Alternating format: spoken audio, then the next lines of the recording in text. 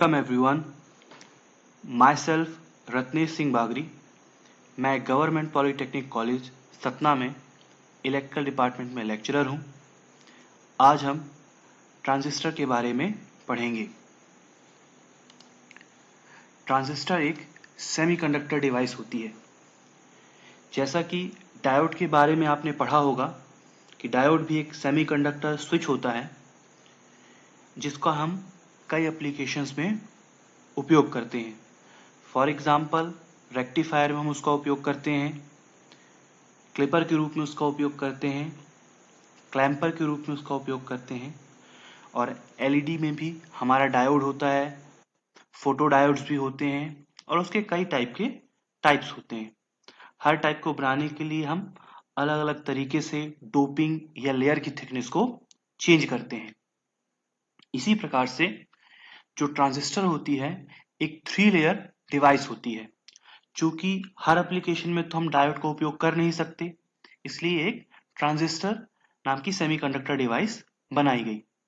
इसका मुख्य कार्य वोल्टेज और करंट को रेगुलेट करना, एम्पलीफाई करना तथा स्विचेस के रूप में होता है। इसका उपयोग कई एप्लीकेशंस में किया जाता है। इसका प्रमुख कार्य एम्पलीफायर के रूप में होता है। अब एम्पलीफायर क्या होता है? एम्पलीफायर एक ऐसी डिवाइस होती है जो सिग्नल के मैग्नीट्यूड को ज्यादा करती है, और साथ ही साथ ट्रांजिस्टर के द्वारा ऐसे सर्किट्स भी बनाए जा सकते हैं जो हमें कांस्टेंट वोल्टेज या कांस्टेंट करंट प्रोवाइड करते हैं। साथ ही साथ ट्रांजिस्टर के द्वारा रेगुलेटर के सर्किट्स भी डिजाइन किए जा सकते हैं। इसके द्वारा और भी कई प्रकार के सर्किट्स बनाए जा सकते हैं।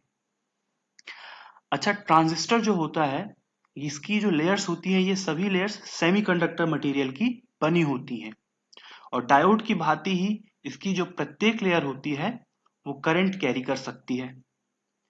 अब अगर हम ट्रांजिस्टर की बेसिक कैरेक्टरिस्टिक्स देखें तो उसकी बेसिक कैरेक्टरिस्टिक्स क्या है कि उसकी लाइफ लंबी होती है, वह साइज में छोटा होता है, और वो लो वोल्टेज पर ऑपरेट कर सकता है। अब ये जो बेसिक इसकी कैरेक्टरिस्टिक्स हैं, ये किसी भी बेसिक ब्लॉक मॉडर्न इंडस्ट्रीज में जो हमारी इलेक्ट्रॉनिक डिवाइसेस हैं उसकी बेसिक ब्लॉक के लिए काफी आइडियल कंडीशंस है।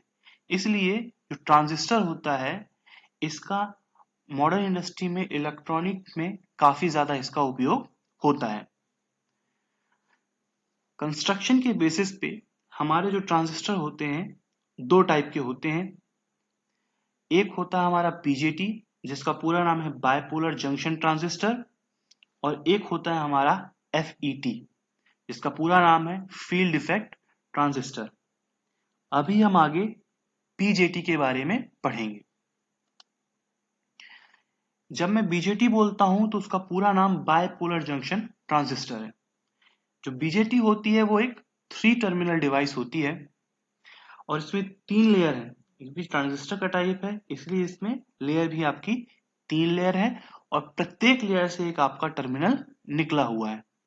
अब जो इसकी 3 लेयर है, ये 2 सेमीकंडक्टर मटेरियल में विभाजित हो सकते हैं, या तो ये पी टाइप होंगी या तो ये एन टाइप होंगी। तो इस तरीके से इसके 2 टाइप के कंस्ट्रक्शन बनते हैं। पहला कंस्ट्रक्शन होता है कि 2 एन लेयर के बीच में एक पी लेयर सैंडविच रूप में लगी होती है। इस प्रकार के ट्रांजिस्टर को या इस प्रकार के बीजेटी को हम एनपीएन ट्रांजिस्टर कहते हैं। फिर सेकेंड टाइप होता है आपका पीएनपी। इसमें 2 पी लेयर के बीच में एक एन लेयर सैंडविच्ड होती है, यह कहलाता है आपका पीएनपी ट्रांजिस्टर। अब अगर इसको हम ध्यान से देखेंगे तो हम यहां पर देखेंगे कि यहां पर 2 पीएन जंक्शन बन रहे हैं, और जो हमने पढ़ा था पहले डायोड में कि डायोड में जो पीएन जंक्शन ही डायोड होता है, तो इस प्रकार से हम इसको 2 डायोड बोल सकते हैं। और ये 2 कैसे डायोड है? जो बैक टू बैक कनेक्टेड है। बैक टू बैक कनेक्टेड होने का मतलब है कि इसका जो डायोड का टर्मिनल है वो एक टर्मिनल कॉमन होगा। अगर यहां पर हम देखें कि ये एक पीएन जंक्शन है, इसको हम D1 बोले, और ये एक पीएन जंक्शन, इसको हम D2 बोले, तो इस वाले डायोड में जो हमारा एनोड टर्मिनल है वो कॉमन है, और इसी तरीके से पीएनपी ट्रांजिस्टर में हमारा कैथोड टर्मिनल कॉमन होगा। अब अगर हम इसके टर्मिनल्स की बात करें कि इसके टर्मिनल्स कौन कौन से हैं, तो ट्रांजिस्टर में हमारे 3 टर्मिनल्स हैं। अब वो 3 टर्मिनल्स के नाम क्या होंगे? अब देखिए, जो हमारा बीच वाला टर्मिनल है उसके साइड में एक, हमारा साइड में एक और टर्मिनल होगा और दूसरी साइड में हमारा एक टर्मिनल होगा। तो अगर एक साइड के सेक्शन को हम एमीटर बोलते हैं, तो जो अपोजिट साइड का सेक्शन होगा उसको हम कलेक्टर कहेंगे, और जो मिडिल सेक्शन होता है उसको हम बेस कहते हैं। अच्छा, इससे एक बात क्या स्पष्ट होती है जो हमने पिछला पढ़ा है, कि जो एमीटर और कलेक्टर होंगे ये हमेशा एक ही टाइप के मटेरियल की लेयर से निकलेंगे, चाहे वो एन टाइप हो चाहे वो पी टाइप हो। और जो मिडिल सेक्शन होगा वो साइड के दोनों सेक्शन से अलग टाइप के मटेरियल से बना होगा, मतलब बेस जो होगा हमारा वो अलग टाइप के मटेरियल की लेयर से हमारा बेस निकलेगा। और जो बेस होता है वो एमीटर और कलेक्टर के साथ मिलके पीएन जंक्शंस बनाता है, 2 जंक्शन बनाता है। अब हम प्रत्येक टर्मिनल को इंडिविजुअली देख लें कि क्या क्या होती है इनकी कैरेक्टरिस्टिक्स। अब एमीटर की बात करते हैं। अच्छा, दोनों सेक्शन जो साइड के हैं उसमें हम कैसे पता लगाएंगे कि एमीटर कौन सा है हमारा? तो जो सेक्शन हमारा चार्ज कैरियर सप्लाई कर रहा है वो हमारा एमीटर कहलाता है। अब यहाँ पे एक बात आपको ध्यान रखनी है कि यहाँ पर मैं चार्ज कैरियर्स की बात कर रहा हूं, ना कि करंट की। चार्ज कैरियर मतलब इलेक्ट्रॉन्स या होल्स। अब जो नीचे मैं कंडीशन बताने वाला हूं बायसिंग की फॉरवर्ड बायस रिवर्स बायस, तो वो जो बायसिंग मैं बता रहा हूं इसके एम्पलीफायर फंक्शन के लिए बता रहा हूं। जैसा मैंने शुरू में बताया था कि जो हमारा ट्रांजिस्टर होता है ये मुख्य रूप से एम्पलीफायर के ऑपरेशन में उपयोग होता है। तो ये जो मैं बायसिंग बताने वाला हूं ये बायसिंग में एम्पलीफायर के पर्सपेक्टिव में बताने वाला हूं। तो जो हमारा एमीटर बेस जंक्शन होता है वो हमेशा हमारा फॉरवर्ड बायस होना चाहिए। एम्पलीफायर का ऑपरेशन के लिए बोल रहा हूं। ऐसा क्यों? ताकि ये large number of majority carriers supply करे। जैसे मैंने बोला कि एमीटर चार्ज सप्लाई कर रहा है, तो जो हमारा पहला जंक्शन पड़ना चाहिए वो हमको फॉरवर्ड बायस जंक्शन चाहिए। तो ऐसे में क्या कहते हैं, हमारे मेजॉरिटी कैरियर्स ज्यादा से ज्यादा सप्लाई होंगे। अब अगर मैं एग्जांपल देखूं तो पीएनपी ट्रांजिस्टर में जो मेरा एमीटर है वो पी टाइप का है। तो पी टाइप में मेजॉरिटी कैरियर्स क्या है? होल्स हैं। तो वो किस टाइप के कैरियर सप्लाई करेगा? होल्स चार्ज कैरियर सप्लाई करेगा। और यही अगर मैं एनपीएन ट्रांजिस्टर में जाऊं तो वहां पर वो हमारे इलेक्ट्रॉन चार्जेस सप्लाई करेगा। अब ये बात तो हो गई एमीटर की।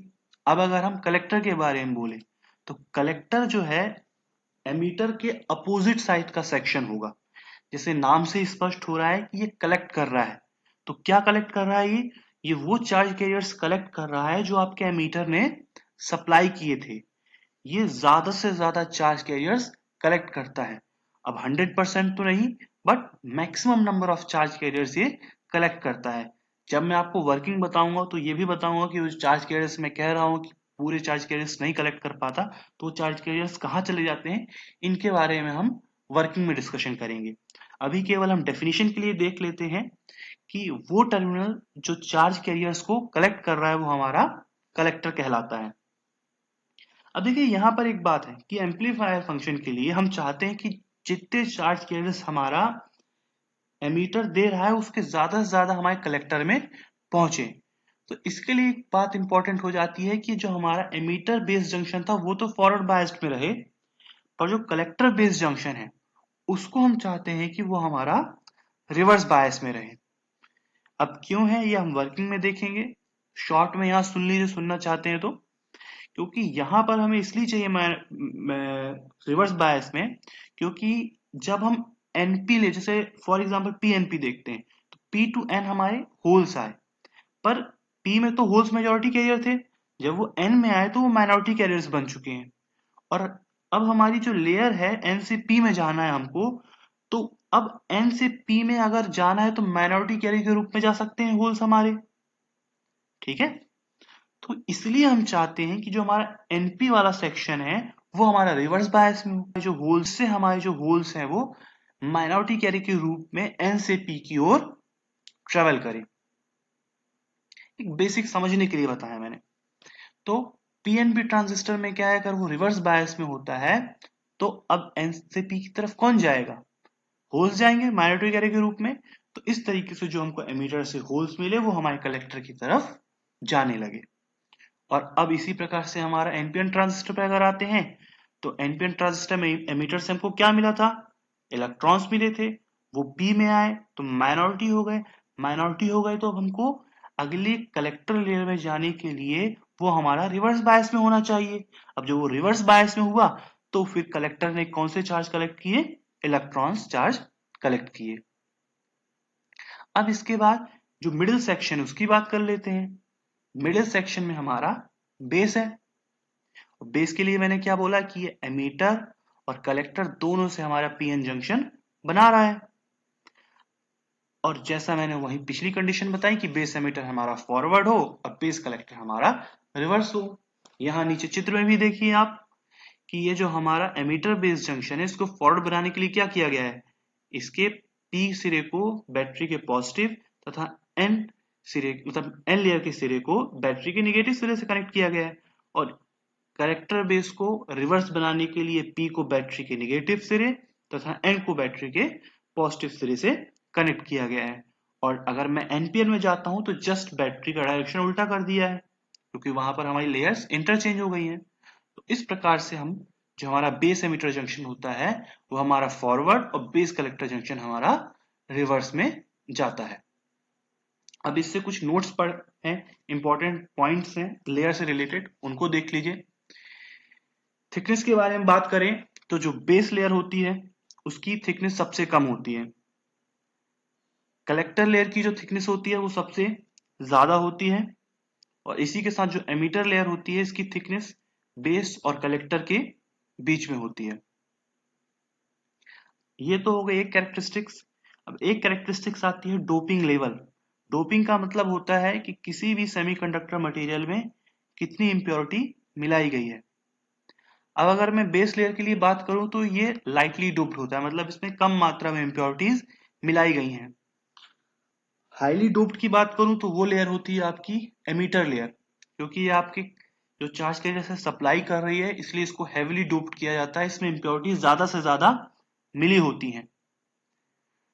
अब जो कलेक्टर होता है ये आपका मॉडरेटली डोप्ड होता है, ना ही कम ना ही ज्यादा। जो हमारे पीएन जंक्शन बने थे उनको नाम दिए गए हैं, तो नाम देख लीजिए क्या होते हैं।